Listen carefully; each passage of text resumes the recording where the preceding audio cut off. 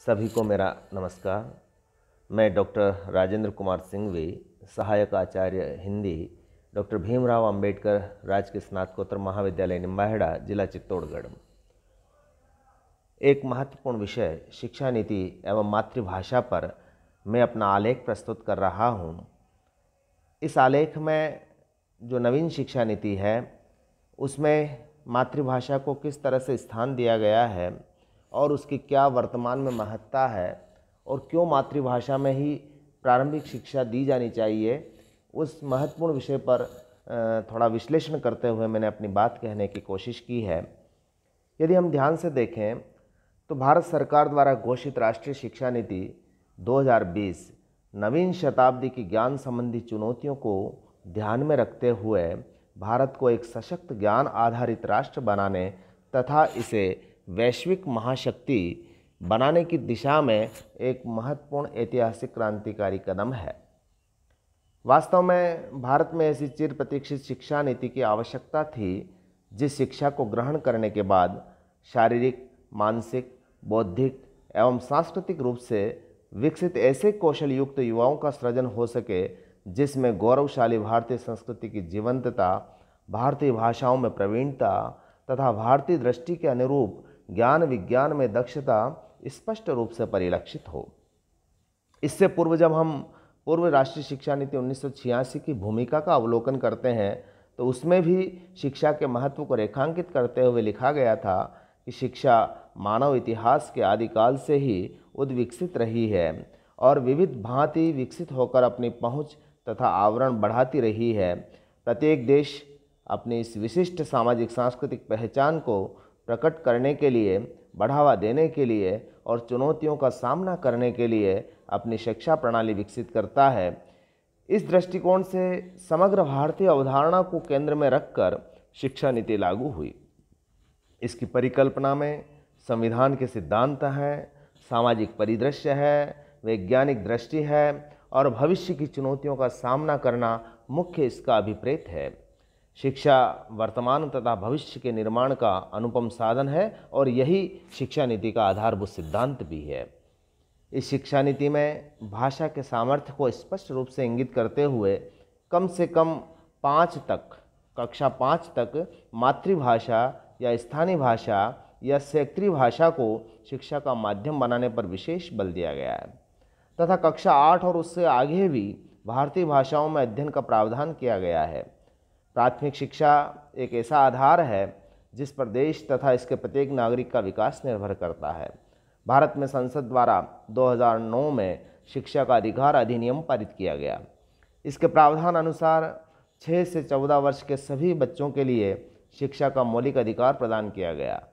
जन्म लेने के बाद मानव जो प्रथम भाषा सीखता है उसे उसकी मातृभाषा कहते हैं। मातृभाषा किसी भी व्यक्ति की सामाजिक एवं भाषाई पहचान भी होती है। विश्व में विगत 70 वर्षों में लगभग 150 अध्ययनों का निष्कर्ष यह है कि प्रारंभिक शिक्षा का माध्यम मातृभाषा ही होना चाहिए। भारत में जब राष्ट्रीय पाठ्यचर्या की रूपरेखा 2005 यानी जिसे हम NCF 2005 भी कहते हैं, इसमें बल दिया गया है कि इस बात पर विचार होना आवश्यक है कि हमारे देश में प्रारंभिक शिक्षा का माध्यम क्या है और मातृभाषा का माध्यम क्यों बनाया जाना चाहिए। तो जब हम इस पर विचार करते हैं तो हमारे सामने ये बात आती है कि प्रारंभिक शिक्षा की प्रथम आवश्यकता है शिक्षण की सहजता। आशय यह है कि बच्चे तक जो कुछ भी पहुँचे वह बहुत इत्मीनान और सहजता से पहुँचे। शुरू से ही उसे सिखाने के लिए बाल केंद्रित और क्रियात्मक प्रक्रियाओं को सहारा लिया जाना चाहिए। इस हेतु सर्वप्रथम विद्यार्थी को भाषाई कौशल को विकसित करने जाने पर बल दिया जाता है। वस्तुतः यदि देखा जाए तो मनुष्य के ज्ञानात्मक, मानसिक और भावात्मक और सामाजिक विकास का सशक्त माध्यम ही भाषा है। उच्च प्राथमिक स्तर पर विद्यार्थी 3 भाषाओं का अध्ययन करता है। प्रथम भाषा में उच्च प्राथमिक स्तर पर सुनना, बोलना, पढ़ना एवं लिखना आदि कौशलों को सीखने के साथ ही शिक्षार्थी उस भाषा के साहित्य से परिचित होता है। द्वितीय और तृतीय भाषा के अंतर्गत शिक्षार्थियों में भाषाई कौशलों का सामान्य विकास, अर्थ ग्रहण एवं विचाराभिव्यक्ति की क्षमता विकसित होती है। तार्किक क्षमता, संवेदनात्मकता, आस्वादन, सृजनात्मक अभिव्यक्ति और भाषागत मानवीय व्यवहार की गरिमा का विकास करना भी इसका उद्देश्य होता है। तो इस बात से यह स्पष्ट होता है कि प्रथम भाषा जिसे मातृभाषा कहा जाता है उसे शिक्षण में प्राथमिकता इसका उद्देश्य है। यह सर्वविदित है कि मातृभाषा के बिना किसी भी देश की संस्कृति की कल्पना बेमानी है। मातृभाषा में राष्ट्रीयता से जोड़ती है और देश प्रेम की भावना उत्प्रेरित करती है। मातृभाषा आत्मा की आवाज़ है। माँ के आंचल से पल्लवित हुई भाषा के माध्यम से बालक का मानसिक विकास, उसका शब्द प्रथम संप्रेषण होता है।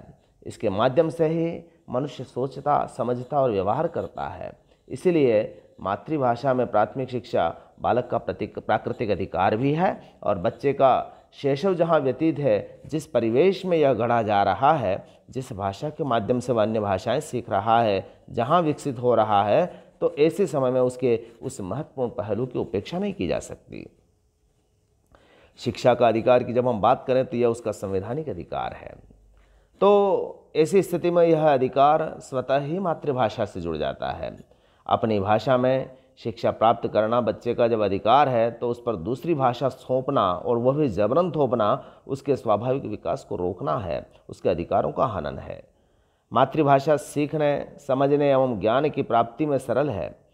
पूर्व राष्ट्रपति डॉक्टर अब्दुल कलाम ने स्वयं के अनुभव के आधार पर कहा कि मैं अच्छा वैज्ञानिक इसलिए बना क्योंकि मैंने गणित विज्ञान की शिक्षा मातृभाषा में प्राप्त की। इसी तरह से विश्व कवि रविंद्रनाथ टैगोर का भी यह कहना है कि यदि विज्ञान को जन सुलभ बनाना है तो मातृभाषा के माध्यम से विज्ञान की शिक्षा दी जानी चाहिए। इसी प्रकार महात्मा गांधी ने भी कहा कि विदेशी माध्यम ने बच्चों की तंत्रिकाओं पर भार डाला है, उन्हें रट्टू बनाया है, वह सृजन के लायक नहीं रहे। विदेशी भाषा ने देशी भाषाओं के विकास को भी बाधित किया है।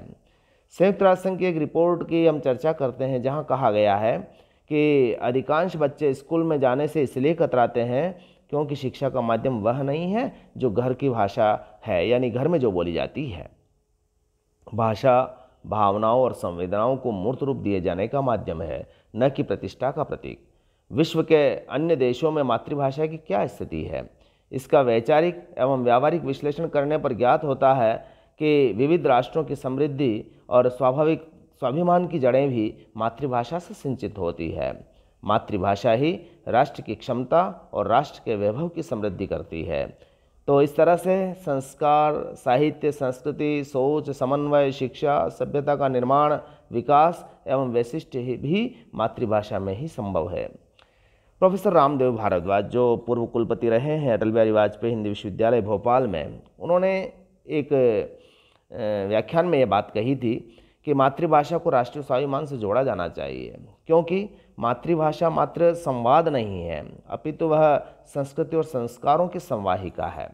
भाषा और संस्कृति केवल भावनात्मक विषय नहीं, अपितु देश की शिक्षा, ज्ञान, विज्ञान और तकनीकी विकास से जुड़ा हुआ है।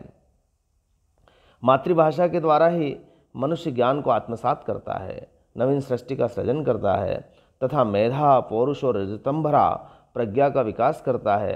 किसी भी राष्ट्र की पहचान उसकी भाषा और उसकी संस्कृति से होती है। यह मानवीय सभ्यता की धरोहरों की तरह एक धरोहर है। इसी तरह से अतुल कोठारी जो शिक्षा संस्कृति उत्थान न्यास के राष्ट्रीय सचिव रहे हैं भी, और ये कहते हैं कि यह तर्क आधारहीन है कि अंग्रेज़ों के बिना व्यक्ति और देश का विकास संभव नहीं है। विश्व के आर्थिक और बौद्धिक दृष्टि से संपन्न देशों अमेरिका, रूस, चीन, Japan, Korea, England, France, Germany, Spain, Israel में गणित और विज्ञान की पढ़ाई, शिक्षा एवं शासन प्रशासन की भाषा भी उनकी मातृभाषा ही है। 1949 तक भूखमरी की प्रताड़ना भोग रहा चीन आज प्रभावशाली ढंग से विश्व में अपनी भूमिका का निर्वहन कर रहा है। जिस तीव्र गति से चीन ने विकास किया उसका प्रमुख कारण उसकी मातृभाषा में शिक्षण है। यह भी एक प्रमाणित तथ्य है कि विश्व जीडीपी का प्रथम पंक्ति में जो 20 राष्ट्र हैं उनके समग्र कार्य उस देश की मातृभाषा में ही संपादित होते हैं तथा साथ ही जो सबसे बड़े पिछड़े देश हैं उनमें अध्ययन, अध्यापन और शोध कार्य विदेशी आयातित भाषा में होते हैं। इससे मातृभाषा का महत्व स्वयं उजागर हो जाता है। वर्तमान शैक्षिक परिदृश्य का हम जब अवलोकन करते हैं तो तथ्य जो उभर कर आते हैं वह बड़े दुर्भाग्यपूर्ण और चिंताजनक हैं। प्रारंभिक स्तर पर ही बच्चों को मातृभाषा से विमुख कर अंग्रेजी माध्यम से शिक्षित करने की एक जो होड़ हमारे समाज में प्रारंभ हुई है, गली गली में कुकुरमुत्ते की तरह अंग्रेजी माध्यम के विद्यालय उगाए हैं, इससे तो यही संकेत मिलता है कि जो परिणाम और उभर आ रहे हैं और वह भी घातक होंगे। अब शिक्षार्थी न तो अंग्रेजी जान पा रहा है न ही मातृभाषा। लोक भाषाओं और राष्ट्रीय भाषाओं के तो स्रोत ही सूखते जा रहे हैं और भाषा संस्कार से हमारी आने वाली पीढ़ी विमुख होती जा रही है। भौतिकता और अंग्रेजी मानसिकता की अंधी दौड़ में बच्चों के बचपन का सर्वाधिक क्षरण हुआ है। अबोध बालक अपने शैक्षणिक जीवन के प्रथम कदम पर एक और विद्यालय में अंग्रेजी जैसी विदेशी भाषा का श्रवण करता है तो परिवार व समाज में मातृभाषा में संवाद करता है। अपने स्वाभाविक अभिव्यक्ति के लिए उसका मानसिक संघर्ष केवल भाषाई अनुवाद में उलझ कर रह जाता है। एक तरह से वह अपने आप को कृत्रिम वातावरण में महत्वपूर्ण क्षणों को खो देता है। यह स्थिति विद्यार्थी के लिए और भावी नागरिक निर्माण की दृष्टि से कितनी भयावह है, इसकी कल्पना की जा सकती है। यही विभ्रम बालक के व्यक्तित्व उन्नयन और राष्ट्रीय विकास में बाधा बनकर उपस्थित हुआ है। इसी भ्रम में वैश्वीकरण की दौड़ में मातृभाषा का तिरस्कार करने और भाषाई विभ्रम को सच मानकर प्रतिष्ठा का सूचक विदेशी भाषा को मान तो लिया गया है, परंतु यह मिथ्या प्रचार राष्ट्रीय संस्कृति के पतन की शुरुआत तो है ही, साथ ही वैज्ञानिक चिंतन का स्थान भी अंधानुकरण ले रहा है। हमारी भाषा के प्रति हीनता बोध ने भाषाई उपनिवेशवाद को जन्म दे दिया है। अंततः हमें स्वीकार करना होगा कि किसी भी राष्ट्र की उन्नति और विकास का स्रोत पूंजी और तकनीक नहीं, अपितु उस राष्ट्र की संकल्प शक्ति होती है और उसका जन्म मातृभाषा से होता है। भारतवर्ष, जिसकी आबादी 125 करोड़ से अधिक है, यह देश अभूतपूर्व साहित्य, वैज्ञानिक चिंतन, समृद्ध प्राकृतिक धरोहर और विराट चिंतन आधारित सांस्कृतिक दृष्टि संपन्न है, परंतु मातृभाषा में अध्ययन और शोध की दृष्टि से सर्वाधिक पिछड़ा है। और यहाँ तक तो ठीक, लेकिन भारतीय भाषाओं के वनस्पत विदेशी भाषा अंग्रेजी के प्रति जो व्यामोह है वो बड़ा चिंताजनक है। भारत एक बहुभाषी देश है और सभी भारतीय भाषाएं समान रूप से हमारी राष्ट्रीय और सांस्कृतिक अस्मिता की अभिव्यक्ति करती है। यद्यपि बहुभाषी होना एक गुण है, किंतु मातृभाषा में शिक्षण वैज्ञानिक दृष्टि से व्यक्तित्व विकास के लिए परम आवश्यक है। प्रारंभिक शिक्षण किसी विदेशी भाषा में करने पर जहाँ व्यक्ति अपने परिवेश, परंपरा, संस्कृति और जीवन मूल्यों से करता है, तो वहीं पूर्वजों से प्राप्त होने वाले ज्ञान, शास्त्र और साहित्य से भी वह वंचित हो जाता है।